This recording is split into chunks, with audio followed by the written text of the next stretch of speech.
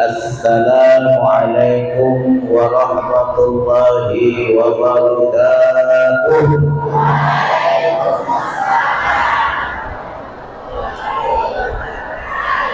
Bismillahirrahmanirrahim. Alhamdulillahi wahdah. Asyhadu an la ilaha illallah wahdahu la syarika lah. Wa asyhadu anna sayyidana wa nabiyyana Muhammadan abduhu wa rasuluhu la nabiyya ba'dah.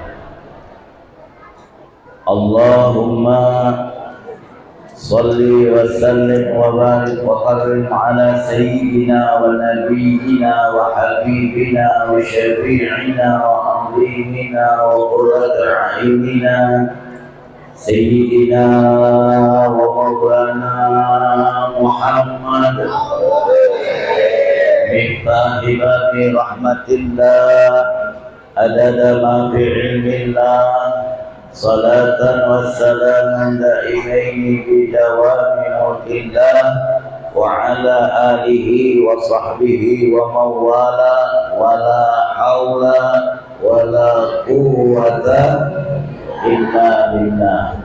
Allahumma salli ala nuril anwar wa sirr asrar wa driyaqil aghyar wa miftahi babil yasar Sayyidina wa maulana Muhammadin al-Mukhtar wa alihi al-athhar wa ashabihi al-akhyar adada ni'amillahi wa irdalih. Amma ba'du, yang kami hormati Bapak Kepala Desa Sumberjaya atau yang mewakilinya, yang kami hormati Ketua Masjid Darut Taqwa beserta para pengurus, para sesepuh dan jamaahnya yang kami muliakan, yang kami cintai, para alim ulama, para asatiz, para ustadz, para ustadzah, para guru, para sesepuh yang kami sayangi, para remaja Desa Sumberjaya, khususnya remaja Masjid Darut Taqwa, juga yang kami hormati bapak-bapak, ibu-ibu, saudara-saudara, hadirin hadirat wa kafatil muslimin al-kiram, para tetamunya Rasulullah Muhammad sallallahu alaihi wasallam. Alhamdulillah wa syukurillah. Pada saat yang berbahagia ini Allah Subhanahu wa taala telah mengumpulkan kita di rumahnya di dalam Masjid Darut Taqwa. Alhamdulillah, kita semua masih dalam keadaan sehat walafiat zahiran wa batinan. Hadirin hadirat, menjelang siang ini kita telah mendapatkan suatu nikmat yang besar dari Allah. Allah Subhanahu wa taala telah mengumpulkan kita di suatu tempat yang paling baik dari segala tempat yang ada, yaitu di dalam Masjid Darut Taqwa. Hadirin hadirat sekalian, masjid adalah merupakan baitun min buyutillah, salah satu rumah Allah. Jadi di antara salah satu rumah Allah yang ada di bumi ini, Bapak Ibu, adalah Masjid Darut Taqwa. Nah, jadi hari ini kita diundang oleh Allah. Hari ini kita dijamu oleh Allah. Hari ini kita menjadi tamu-tamunya Allah Subhanahu wa taala. Karena masjid adalah rumah Allah, maka kita yang datang, yang berada di dalam masjid ini menjadi tamu Allah. Maka Allah berhak untuk memuliakan setiap tamu yang datang ke rumahnya. Maka tidak salah Bapak Ibu kalau kita katakan bapak, ibu, saudara yang dimuliakan oleh Allah Subhanahu wa taala. Tapi khusus di masjid. Kalau di tempat yang lain tidak boleh kita katakan bapak-bapak, ibu-ibu, saudara-saudara yang dimuliakan oleh Allah, tidak boleh. Kalaupun kita ingin juga menambahi yang dimuliakan oleh Allah, tambahi sebelumnya itu mudah-mudahan, semoga. Contoh, bapak-bapak, ibu-ibu, saudara-saudara, hadirin hadirat, mudah-mudahan kita semua dimuliakan oleh Allah. Ini doa. Tapi kalau kita berada di dalam masjid seperti sekarang ini, kita menjadi tamu Allah dan Allah berhak untuk memuliakan setiap tamu yang datang ke rumahnya. Nah, jadi kita semua yang hadir ini adalah para tetamu yang dimuliakan oleh Allah. Alhamdulillah wa syukrulillah. Alhamdulillah, nikmat. Jadi kita menjadi tamu Allah. Mudah-mudahan langkah kaki dan ayunan tangan kita di tempat kita masing-masing menuju ke Masjid Darut Taqwa ini akan dicatat oleh malaikat sebagai amal ibadah, sehingga kita semua akan mendapatkan pahala, rahmat dan ridho dari Allah Subhanahu wa taala. Amin. Allahumma amin ya rabbal alamin. Salawat dan salam senantiasa kita untukkan keharibaan junjungan agung kita, Ar-Rasulul A'zam wan Nabiyul Akram, Sayyidina wa Nabiyina wa Habibina wa Syafi'ina wa Azimina wa Qurratu A'yunina Sayyidina wa Maulana Muhammad, Sayyidul Qawnain wa Ashrafus Sagalain wa Imamul Haramain wa Sahibul Hijratain, Sayyidul Arabi wal Ajab, Sayyidu Waladi Adnan beserta keluarganya, para sahabatnya, para pengikutnya, para pencintanya, para pejuangnya, dan sekalian umatnya sampai hari kiamat. Bapak-bapak, ibu-ibu, saudara-saudara, hadirin hadirat sekalian, teristimewa lagi sekarang ini kita berkumpul di rumah Allah menjadi tamu Allah, dan sekaligus kita menjadi tamunya Rasulullah Shallallahu Alaihi Wasallam. Tadi di awal saya sebutkan bapak, ibu, saudara, wal mustaminal kiram, berbahagia para tetamunya Rasulullah. Kenapa kita sekarang ini menjadi tetamunya Rasulullah? Karena kita berkumpul di Masjid Darut Taqwa sekarang ini bapak ibu untuk memperingati Maulid Nabi, untuk memperingati Miladun Nabi, untuk memperingati hari kelahiran Nabi Muhammad Sallallahu Alaihi Wasallam. Jadi yang berulang tahun hari ini adalah Nabi Muhammad.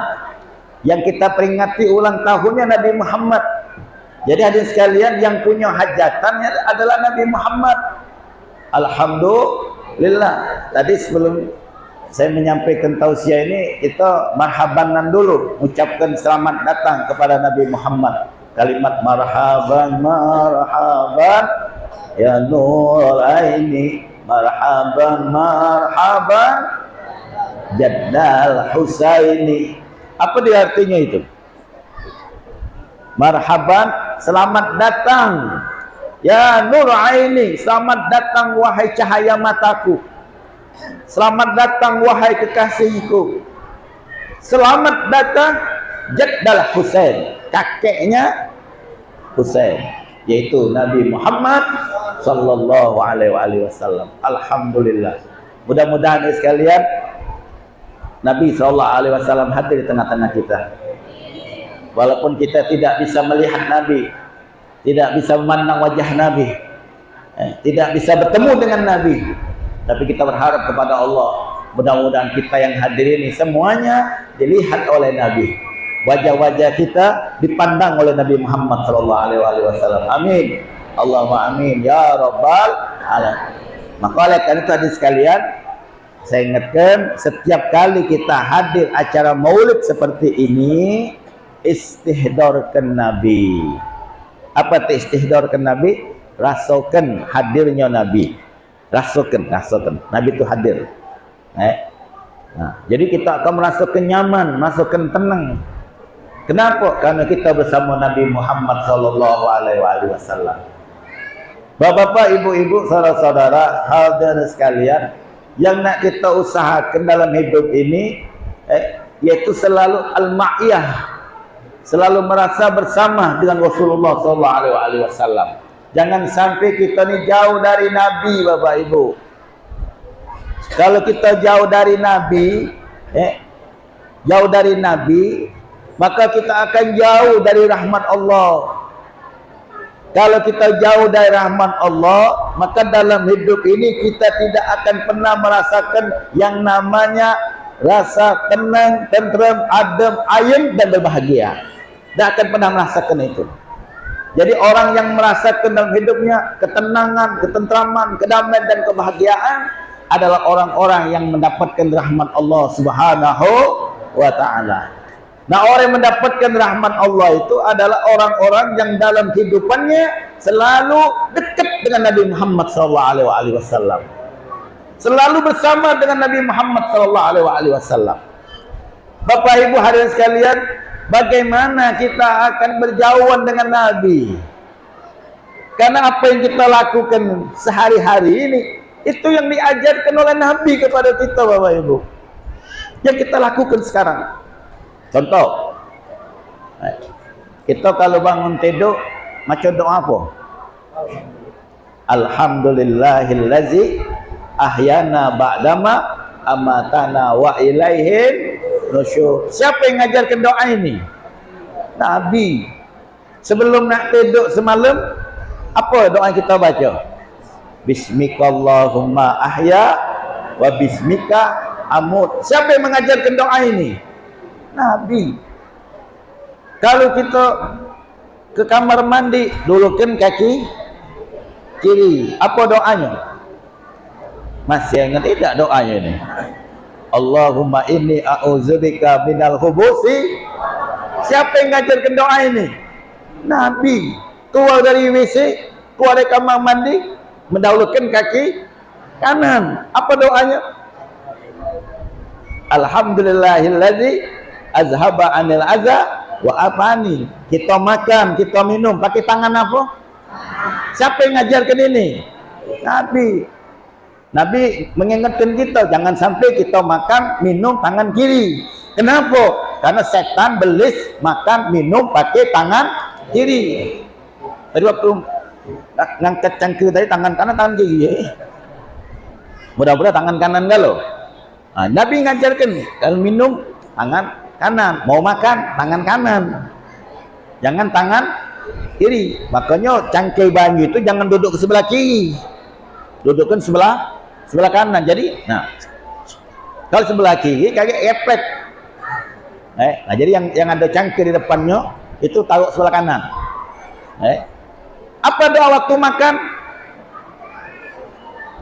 Apa doa waktu makan? Allahumma barik lana bima razaqtana.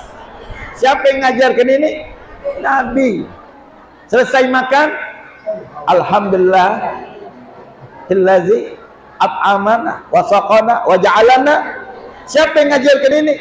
Nabi. Tadi kita masuk masjid, dulukan kaki apa? Kaki kanan. Baca salawat, baca Allahumma ftahli abwaba rahmatik. Nanti kita keluar dari masjid, dulukan kaki kiri. Siapa yang ngajarkan ini?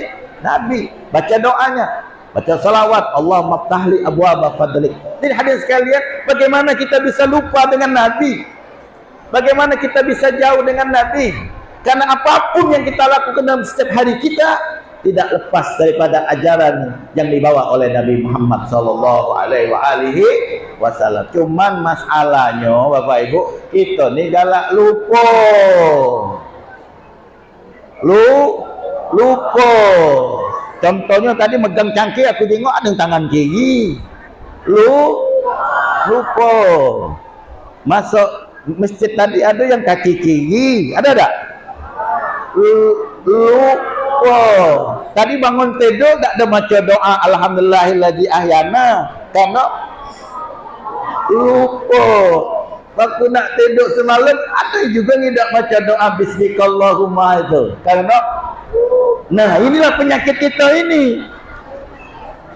Penyakit lupa. Yang tidak pernah lupa apalah Bapak Ibu? Coba, apa yang tidak pernah lupa? Hah, Bro? Duit tu lah. Yang namanya duit itu tak salah wong yang waras, wong gila lagi demen sama duit. Yang tak pernah lupa ni wong hutang sama kita ingat terus. Wong hutang sama kita, nah ingat terus kita.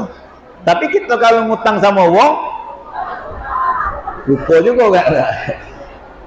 Nah, jadi acara maulid seperti ini adalah mengingatkan lagi kita kepada Nabi Muhammad SAW. Jadi jangan sampai kita ni berjauhan dengan Nabi, Bapak Ibu. Kita boleh berjauhan dengan orang tua kita, boleh. Seperti Bapak Ibu yang ada sekarang ini, mungkin kita sudah berjauhan dengan orang tua kita. Kita boleh berjauhan dengan anak-anak kita. Anak-anak kita sudah berbini, sudah berlaki, mungkin sudah pindah tempat, pindah kampung, pindah desa atau pindah rumah. Kita boleh berpisah dengan saudara kita karena ada urusan kita masing-masing. Ada tugas kita masing-masing, berpisah dengan saudara. Mungkin juga kita sebagai suami istri bisa berpisah. Kita meninggalkan istri kita karena tugas.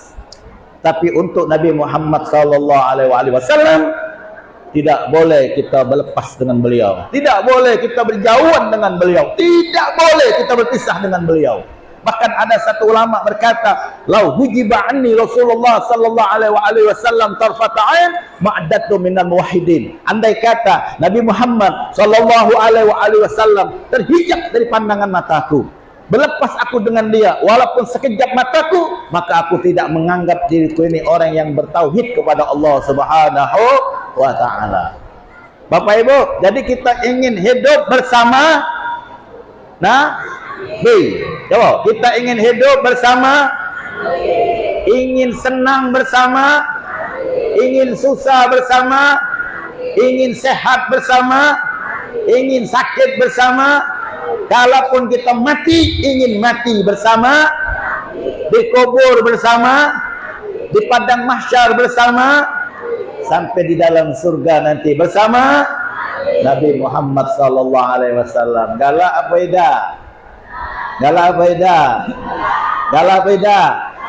Kenapa galak? Kenapa galak nak bersama Nabi? Karena kalau kita bersama Nabi pasti senang tulah. Kalau kita bersama Nabi pasti senang, pasti gembira, pasti bahagia. Ini buktinya Bapak Ibu. Kita kalau ada masalah dalam hidup ini, ada kesusahan, ada bencana, ada bala, ada musibah, dan tidak ada kesedihan. Bagaimana cara kita untuk melepaskan masalah ini? Salah satu caranya kita bersolawat kepada Nabi Muhammad SAW. Begitu kita menyebut nama Nabi, Allahumma salli ala Sayyidina Muhammad. Nah, begitu kita menyebut nama Nabi dalam salawat, menyebut nama Nabi dan kita mengucapkan salam, hadirin sekalian, lalu kita kontak dengan Nabi, disambungkan salawat salam kita oleh malaikat kepada Nabi, maka pada saat itu segala kesedihan kita, kesusahan kita, segala masalah yang kita hadapi semua diselesaikan oleh Allah Subhanahu wa taala. Jawab aku tanya, Bapak Ibu pernah sedih tak? Pernah sedih tak? Bukan pernah lagi Ustaz. Banyaklah sedihnya. Kita hidup dunia ni banyak senang, banyak sedih. Jawab ya. Jawab yang jujur. Banyak senang apa banyak sedih? Banyak sedih. Wong banyak duit dia lagi sedih, lagi susah Bapak Ibu. Ini yang banyak duit ini lagi susah, lagi sedih, apalagi terpeci wong buntu. Wong sehat sedih, apalagi wong sakit. Yang punya bini lagi susah, apalagi yang bujangan. Yang punya laki juga susah, apalagi masih gadis. Nah inilah hidup. Memang Allah jadikan Bapak Ibu kehidupan kita di dunia ini adalah selalu kita merasakan kesedihan. Ini sifat dunia. Dunia ini dijadikan oleh Allah berasa pahit terhadap hamba-hamba yang beriman. Mungkin Bapak Ibu hafal satu hadis Nabi SAW bersabda, ad-dunya sijnul mu'min wa jannatul kafir. Dunia ini adalah sijnul mu'min, penjara bagi orang-orang yang beriman. Dunia adalah penjara bagi orang-orang yang beriman. Wa jannatul kafir, dan surga bagi orang yang kafir. Nah, jadi yang namanya penjara, siapa yang Bapak Ibu yang ada pengalaman masuk penjara? Hah? Ada sini? Hah? Bapak-bapak ada yang pengalaman masuk penjara tak? Ibu-ibu? Bu? Hati ya? Alhamdulillah. Mudah-mudahan Allah selamatkan kita dari penjara. Allah selamatkan kita dari dua pintu. Pintu penjara sama pintu rumah sakit. Walaupun rumah sakit itu mentereng, gedungnya megah, dokternya belagak-belagak, perawat cantik-cantik, masuk rumah sakit masih tak lemak pula. Apalagi masuk penjara. Nauzubillah. Cuman beda Bapak Ibu. Nabi Allah Yusuf zaman dulu masuk penjara dulu baru jadi pejabat. Itu Nabi Allah Yusuf masuk penjara dulu baru jadi pejabat. Nah, kalau pejabat-pejabat di Indonesia ini kebanyakannya jadi pejabat dulu baru masuk penjara. Maka hati-hati jadi pejabat. Hati-hati jadi pejabat, karena jabatan kita itu adalah amanah. Nah, Nabi mengatakan dunia ini adalah penjara bagi siapa? Bagi orang beriman. Jadi Nabi mengatakan penjara berarti kita tidak bebas. Ada aturan. Tak bisa kita nak makan apa kendak kita. Cari duit sekendak kita, tak bisa Bapak Ibu. Kita orang-orang beriman kepada Allah, diatur dalam syariat agama kita oleh Nabi Muhammad SAW, yang diajarkan oleh para guru kita, para ulama kita, para ustaz kita, para kiai kita, sampai pada kita sekarang ini. Tak bisa mencari duit itu halal haram, hantam hakku dewek, tak boleh, tak bisa. Ada aturan. Jadi dalam mencari rezeki, mencari harta ada aturan. Begitu kita ingin memiliki rumah, ada aturan. Ingin memiliki tanah, ada aturan. Kepengen punya kendaraan, boleh, tapi ada aturan. Menyintai seseorang, boleh tak? Hidup bersama dengan dia, boleh tak? Boleh, tapi tetap ada aturan. Ini bagi orang beriman. Tapi bagi orang yang kafir, atau bisa juga dia sebagai orang yang Islam, tapi sifatnya, wataknya, tabiatnya, karakternya adalah orang kafir. Ada juga seperti itu. Dia Islam tapi menghalalkan segala cara untuk mendapatkan apa yang dia ingini. Boleh tak kita cakap itu? Boleh tak? Boleh tak kita kaya? Boleh. Boleh tak kita berduit? Sama baik Ustaz. Boleh tak kita punya jabatan? Boleh. Boleh tak kita punya rumah yang megah, yang besar, bertingkat? Boleh tak? Boleh tak kita punya kendaraan yang bagus, yang mewah, yang mahal? Boleh. Asal benar caranya. Tapi kalau caranya tidak benar, yang penting aku boleh. Nah, ini yang gawat ni. Yang penting aku boleh. Yang penting aku boleh duit. Yang penting aku boleh rumah. Yang penting aku boleh tanah. Yang penting aku boleh kendaraan. Yang penting aku boleh jabatan. Yang penting aku boleh ni. Yang penting aku boleh itu. Nah, dia tak ngurus apa halal, apa haram. Wal-iyazubillah. Orang yang tidak menghiraukan harta yang dia dapati, apakah dari usaha yang halal atau dari usaha yang haram, maka orang ini tidak akan dipedulikan oleh Allah Subhanahu wa taala. Nanti masuk neraka dari pintu yang mana? Terserah. Allah marah. Bu. Oh, Bu. Ibu kalau dinjuk duit oleh lakinya tak? Dinjuk duit tak? Apa ibu yang nunjuk lakinya duit? Ini ada Pak. Di Palembang banyak ini. Yang biasa kan laki nginjuk bini duit. Ini bini yang nyetor duit sama laki. Dan kita tak ada bahas ini. Kita yang bahas secara yang biasa baik. Yang nginjuk duit siapa? Laki. Yang ngasih nafkah siapa? Laki. Bu, kalau dinjuk duit oleh lakinya, ibu terima tak? Terima kasih tak? Ya. Lupa. Terima baik. Terima kasih tak? Lupa Ustaz. Lupa. Ya galak terima kasih juga, galak. Galak. Tapi galak lupa juga. Harus terima kasih dengan laki dan mengucapkan alhamdulillah, bersyukur kepada Allah. Nah, yang jadi masalah ibu-ibu bukan hanya kita mengucapkan terima kasih kepada laki. Bu, tanya lagi sama laki itu, abahnya ini halal tak? Berani tak nanya cak itu? Berani tak? Saya tak berani Ustaz. Tak. Laju jadi hal kayak. Nah ini ibu-ibu.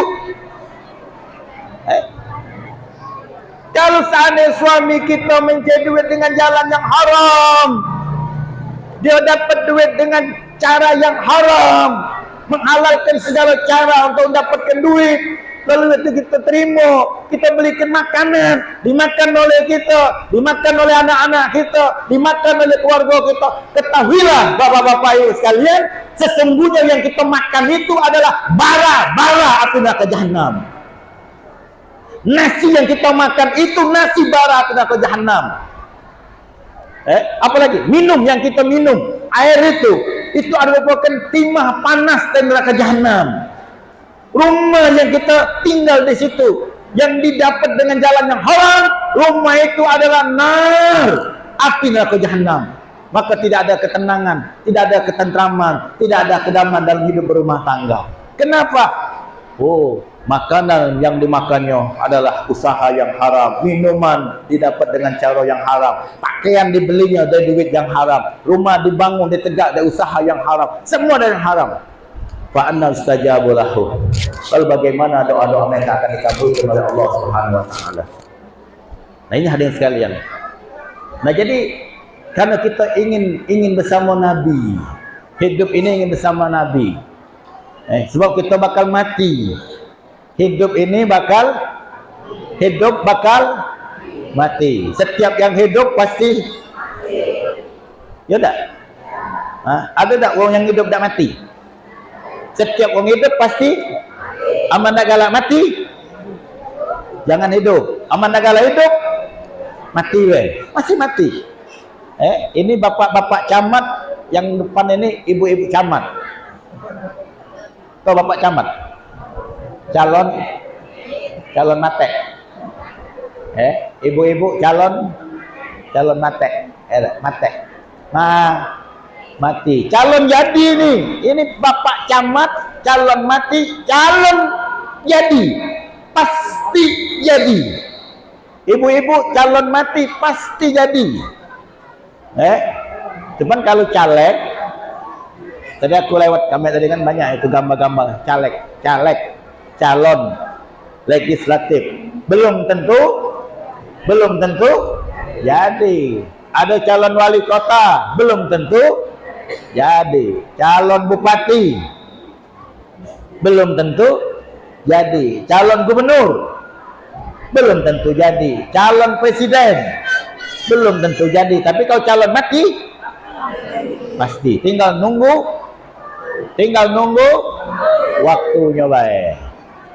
Nah, kalau aku ngalah Bapak Ibu, kalau Bapak Ibu nak mati duluan, lajulah. Aku biar yang terakhir. Atau biarlah aku yang terakhir, Bapak Ibu duluan, lajulah. Tak apa-apa.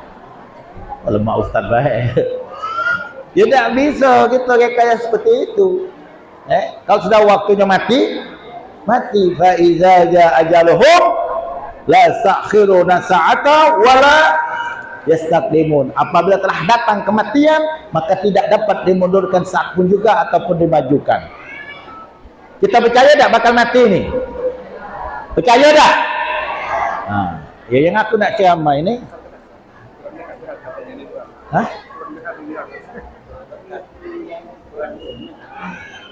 Yang nak aku ceramah ini wong yang sadar, yang yakin, yang tahu dia bakal mati.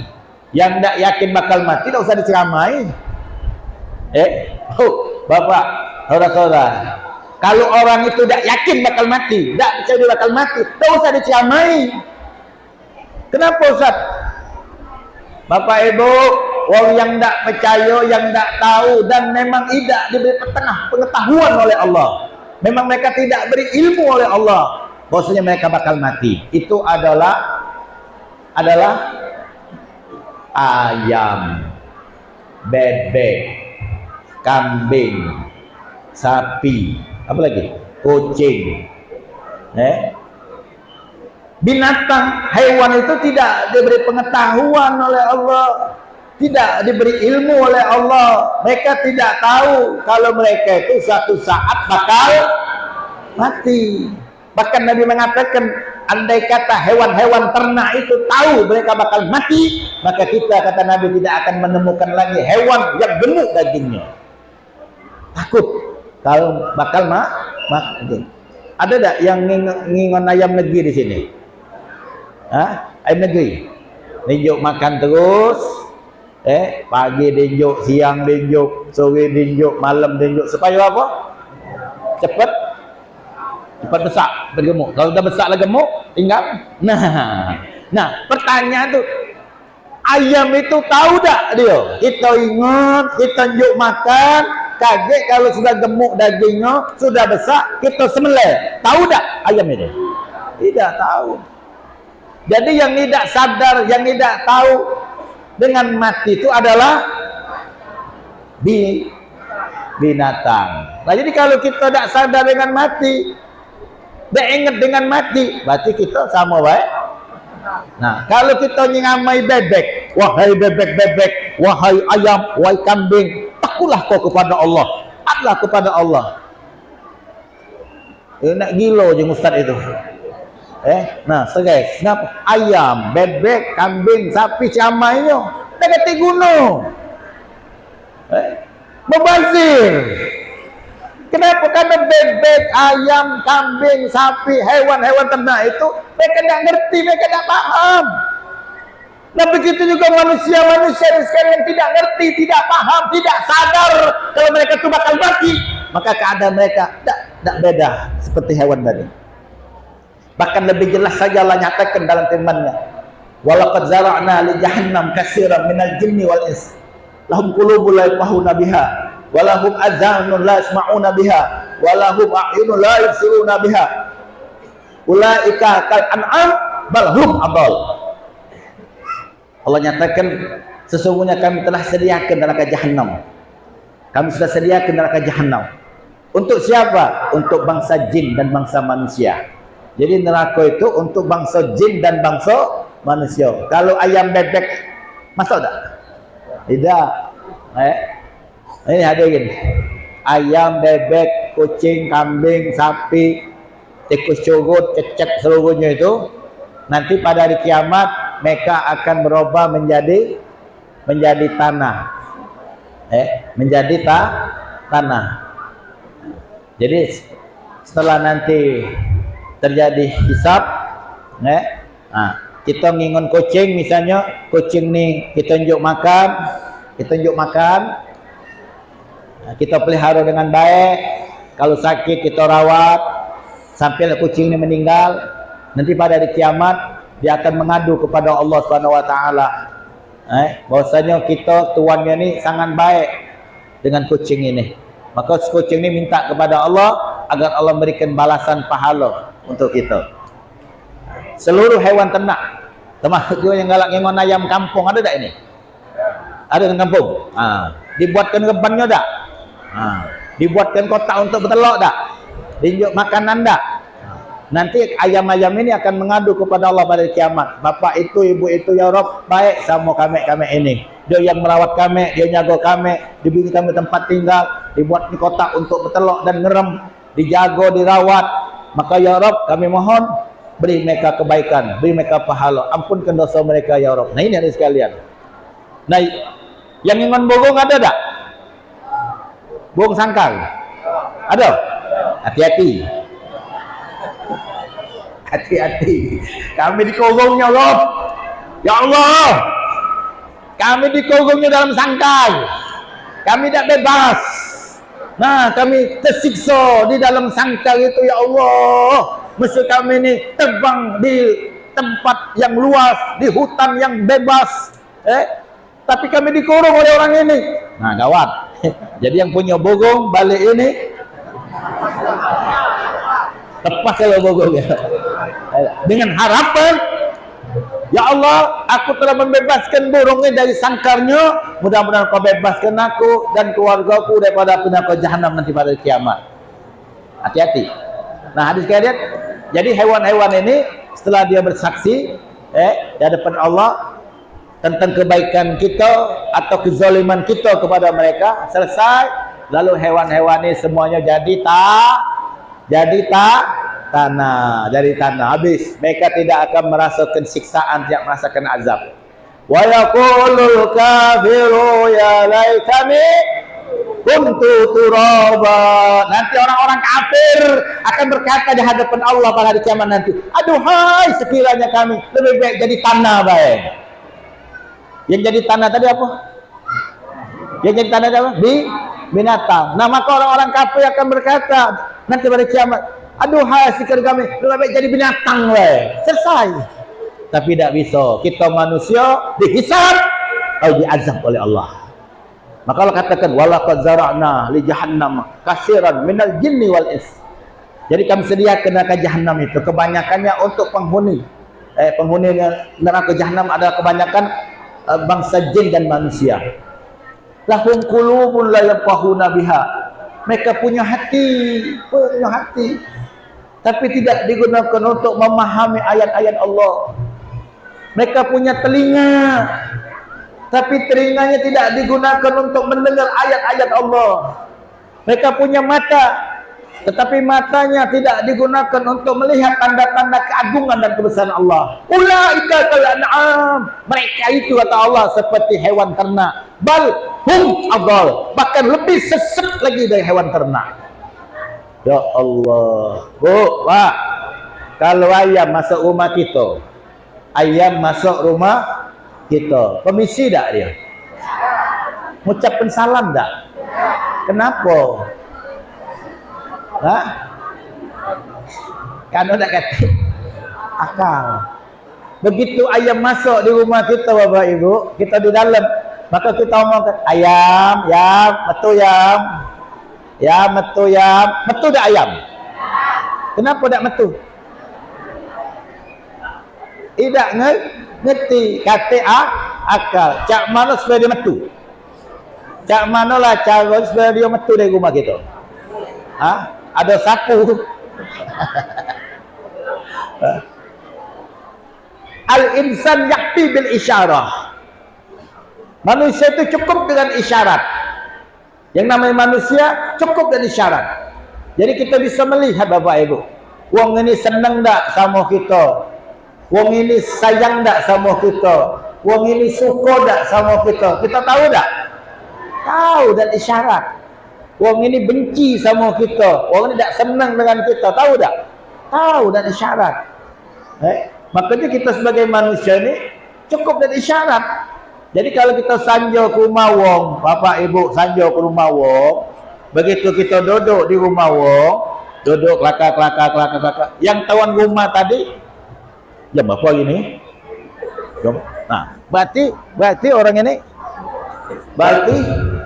orang ini nak pergi. Ya begitu lah. Ini masih diajak kelakar. Apalagi, nah ini tak boleh adab. Tak boleh adab. Apalagi pas kita bertamu, tuan rumahnya nyapu. Nah, lagilah. Betul lah, baliklah. Itu tanda sudah. Masih dah gelak balik. Nah, sapu dengan tak talak dah. Itu isyarat. Bahasa isyarat. Cak itu juga Pak Ustadz, Pak Kiai yang galak mimpin doa, amin dari jemaah ini itu isyarat juga. Kalau ya Allah kabulkan, ya Allah kabulkan. Sebab aminnya ada 4. Amin ini ada 4. 1, A-nya panjang, min-nya panjang. Amin. Ya Allah kabulkan. Bismillahirrahmanirrahim. Alhamdulillah. Amin. Ya Allah kabulkan. Waladdallin. Ya Allah kabulkan. Kalau A-nya pendek, min-nya panjang, amin. Itu artinya orang yang amanat. Muhammad al-Amin. Muhammad adalah orang yang amanat. Jadi amin, orang yang amanat. Kalau A-nya panjang, min-nya pendek, amin. Amin. Ya Allah amankan. Allahumma astur aurati wa aminir ru'ati. Ya Allah, tutuplah aibku dan berikan rasa aman terhadap apa yang aku takuti. Amin, amankan. Nah kalau A-nya pendek, min-nya pendek, amin. Amin. Amin, amin, amin. Artinya sudah jadilah, cukup. Bismillahirrahmanirrahim. Alhamdulillah. Amin, amin, amin. Nah, jadilah. Nah, jadi aku ada syarat itu. Jadi kalau jemaah nyebut amin, amin, amin, nah jadilah. Walhamdulillah alamin. Selesai. Hadis sekalian. Nah, jadi kita hidup dunia ini tidaklah lama. Sebentar lagi kita bakal meninggalkan dunia, meninggalkan keluarga kita, meninggalkan harta kita, meninggalkan pangkat jabatan dan kedudukan kita, semua bakal kita tinggalkan. Sebagaimana kita lahir dewek-dewek, betul pun mak kita, dan kita nanti berada dalam kubur pun dewek-dewek untuk mempertanggungjawabkan segala apa yang telah kita lakukan semasa hidup kita. Alangkah ruginya kita, Pak. Alangkah ruginya kita nak nyenangkan wong lain tapi nyiksa diri kita nanti dalam kubur. Jangan. Kita boleh nyenangkan orang lain, nyenangkan keluarga kita boleh, tapi jangan sampai menyengsarakan kita nanti di dalam kubur. Nah, jadi mulai sekarang Bapak Ibu, ayo islahun nafas, kita perbaiki diri kita. Namanya manusia, tak kata yang 100% bagus, tak ada. Pasti ada yang namanya manusia awam ini, kita ini ada kesalahan dalam hidupnya. Yang 100% bagus, 100% terjaga dari segala maksiat dan dosa, itu adalah Nabi Muhammad sallallahu alaihi wasallam. Maka Nabi Muhammad itu disebut dengan maksum. Maksum. Ada tak orang namanya maksum sini? Kalau betina maksuma. Maksuma. Kalau di Palembang ada maksubah. Nah, jadi maksum itu Bapak Ibu orang yang terjaga dari dosa. Maksum orang yang terjaga dari kesalahan. Itu Nabi maksum. Nabi maksum. Kalau kita ini maksum.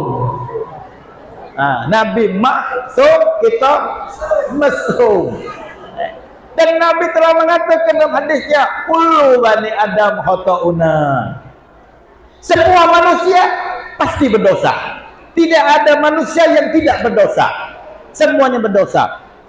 Para pejabat, para aparat, kiai, ulama, jemaah, wong lanang, wong betina, yang besar, yang kecil, wong kaya, wong miskin, semuanya yang namanya manusia tidak luput daripada kesalahan dan dosa. Semua manusia pasti berdosa. Tapi ada sambungan hadis ini, wa khairul khata'ina at-tawwabuna. Tetapi sebaik-baik orang yang berdosa adalah orang yang mau bertaubat kepada Allah Subhanahu wa ta'ala. Mudah-mudahan kita semua yang hadir ini termasuk orang-orang yang bertaubat. Orang-orang yang selalu ingin mendekatkan diri kepada Allah. Orang-orang yang ingin mendekatkan diri kepada Rasulullah. Dan termasuk kelompok orang-orang yang mencintai dan dicintai oleh Allah. Masuk dalam kelompok orang-orang yang mencintai dan dicintai oleh Rasulullah Muhammad sallallahu alaihi wasallam. Amin. Allahumma amin ya rabbal. Assalamualaikum warahmatullahi wabarakatuh.